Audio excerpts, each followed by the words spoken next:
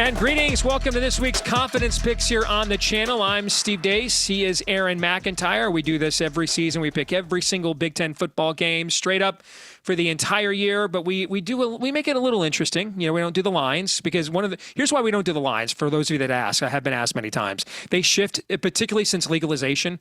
These lines are moving, like the Illinois-Nebraska line. Some books have it at 10, some have it at 7.5, some have it at 9, 8. And we don't know when you guys are going to watch this and whether the lines are current or not. But to add a degree of difficulty, though, and to put somewhat of an odds maker line rubric into the competition, you have to make a confidence pick on it. So you're kind of setting your own line in a way. All right. And we do that each week here on the channel on each Big Ten game. And then we do pick one game against the spread. As we head into week 4, Aaron, how are the standings? So we both had a near perfect weeks last week. The only miss you had was Virginia over Maryland at your 2 spot. The only miss I had was Washington over Washington State at the 1 spot. I nearly had a perfect week, if not for a stupid speed option to the short side of the field, Jed Fish. Wonderful call. What in the world was that? That was disastrous. Yes. We both easily hit on our bonus picks, plus 7 points for both of us. You had Minnesota minus 14 over Nevada. That was 27-0. I had Notre Dame Purdue over 45.5. I think that was over 45 by like halftime. So I mean that was the worst margin of a loss in Purdue football history. And frankly, it wasn't that close. If you watched, it wasn't that close. But the Nevada-Minnesota game just goes to make my point. So it was 14 when I gave you my picks last Tuesday. That game closed at, I think, 17.5 on Saturday. So if we do that, you guys are going to yell and scream at us in the comments section every week. Where you pick these? We can't. There's too many books. The lines are too fluid now.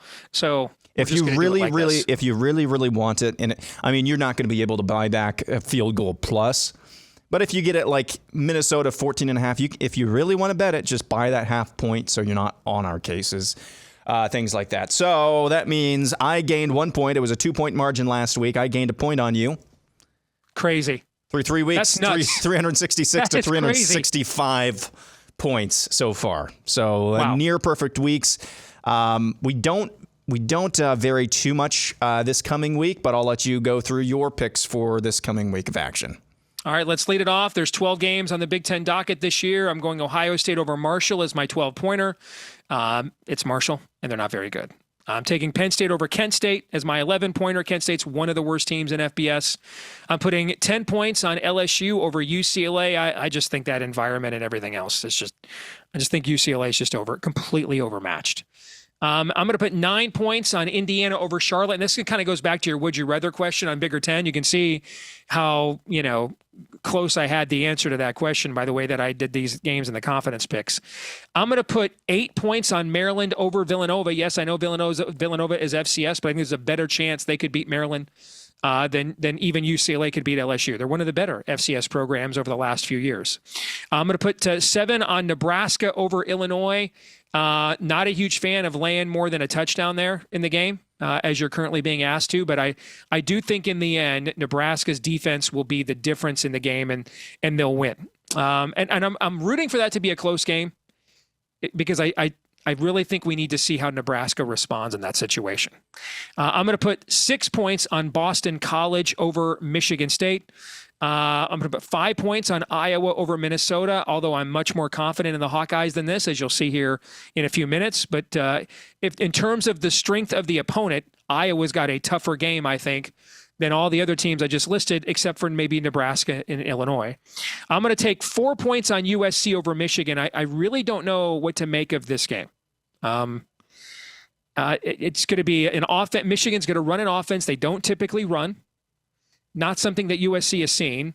There's a lot of talk about USC's defense being back and respectable. I did a deep dive on their advanced stats. I mean, they're better than suck, but they're also not very good. Their offensive line that Jerry DiNardo raved about. Pro Football Focus has it rated like 17th in pass pro in the league right now, 14th in the league. In the league, yeah. In 14th in running effectiveness. So I don't know. I mean, Michigan's got a myriad of problems. You kind of think 1 week they'll just kind of put it all together, maybe, but I don't know. So I'm just hedging like crazy on this game. I'm only putting 4 points on the Trojans. I'm going to put 3 points on Washington over Northwestern. This is such a complete clash of styles, and I don't think Washington has the explosiveness just to put Northwestern away. I think Northwestern could hang around here a little bit, and I think you do have to wonder where the Huskies' mindset is after the way they blew that game. You mentioned that call that Jedd Fisch had. You're taking a drop back quarterback and you're running a speed option into the short side of the field. I mean, that mind-numbing call. And so I don't know what Washington's mindset is. I'm going to put 2 points on Purdue over Oregon State. I think Purdue's mindset will be we have to do something about, we got to correct what happened last week. But I also think it's a tough road trip for them. And I don't know what Oregon State's mindset is after Oregon went there and just blitzkrieged them last Saturday. I'm going to put 1 point on Rutgers to beat Virginia Tech straight up. And then my bonus pick, so my point spread pick this week, Iowa laying less than a field goal at Minnesota. Give me the better defense. Give me the better coach. And the revenge factor here as well for the Hawkeyes. And Iowa, by the way, has been one of the best road favorite teams in college football for the last decade. That's right. So I'm going to lay it with the Hawkeyes. I forgot about that. So those are my picks this week. Yeah, we actually have a lot of divergent picks this week, more than usual for this time of the year. I, too, have Ohio State over Marshall, Indiana over Charlotte, Penn State over Kent State. Marshall, Charlotte, and Kent State are all pretty bad. LSU over UCLA shouldn't be a hard task for LSU at all. UCLA, I think, is a mess. Maryland over Villanova, FCS game. Maryland, pretty good win on the road last week in Virginia. USC over Michigan. I've got them at 7. You've got them at 4. So I've got a few more points invested in USC over Michigan. But I mean, you talking about the mindsets.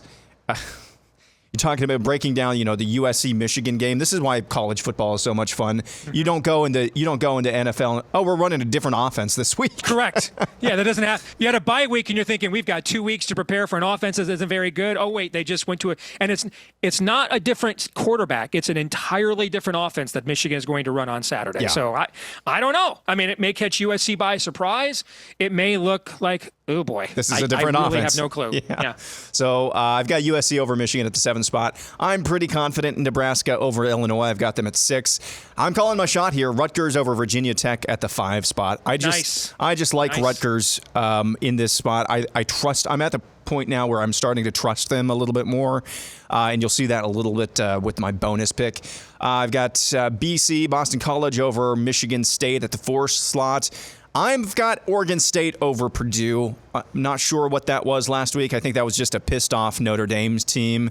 And Oregon State, again, coming off of getting shellacked. This is going to be at home. You've got an Eastern time zone team, right? Purdue, West Lafayette. That's Eastern time. Going to play over in the West Coast. That's going to be a tall task. So I've got Oregon State over Purdue. 2, I've got Washington over Northwestern. Washington's like a 10-point favorite, but I'm not at all confident in Washington. That's why I've got them only at 2 points. And then my least confident game, I've got Iowa over Minnesota. Everything in my head and heart tells me, everything in my head tells me that Iowa should be able to handle Minnesota. But I've seen so many things this year alone just that are weird. What was odd last week was that the defense and special teams were what was lacking from Iowa. It was 3 plays, 2 busted coverages, and an outside contain given up. I believe all 3 were from the same guy. Don't quote me on that. Well, the punt return, it was the entire team. They gave up. I was sitting in the new north end zone. I kid you not. You can tell you ask my buddy Jeff, who was sitting right beside me. As soon as that number 7 Ross caught the punt for Troy, I said, "Oh no," because I could see they had already given up outside contains. Anyway, that's a long meandering way of saying there's some things with this Iowa team that I'm not used to seeing, and so I'm not super confident quite yet. And that's why they're at my 1 spot. Bonus, I've got Rutgers plus 3.5 over Virginia Tech, and I think that they will win outright, but we'll take the 3.5 for the bonus pick. By the way, Minnesota is coming off back-to-back shutouts. That's the first time they've done that since 1962. The last year, they represented the Big Ten in the Rose Bowl. They have the longest Rose Bowl drought of any of the charter Big Ten members. Put it this way, new teams in the Big Ten. All 4 of the new teams. Yeah. UCLA, USC, Oregon, and Washington have all been to the Rose Bowl way more recently. When you stop and think about it, they've all been to the crazy. Rose Bowl way more recently than Minnesota has. Okay, and so Nebraska's been to the Rose Bowl more recently. Remember, that's where the 2001 national championship game was played. Oh, that's when right. they lost to Yeah. Miami. It was in the 2002 Rose Bowl. All right, so yeah, Nebraska's been to the Rose Bowl more recently than Minnesota has been. 1962 was the last time, and that's the last time they had back-to-back shutouts, and now they take on the Iowa offense, so we shall see. All right, good stuff, Aaron. Hopefully not too good of stuff, though, so I can remain ahead, albeit by just 1 point right now. We are back at it again on the channel here again next week. Until then, I'm Steve Deace for Aaron McIntyre. Enjoy Week 4.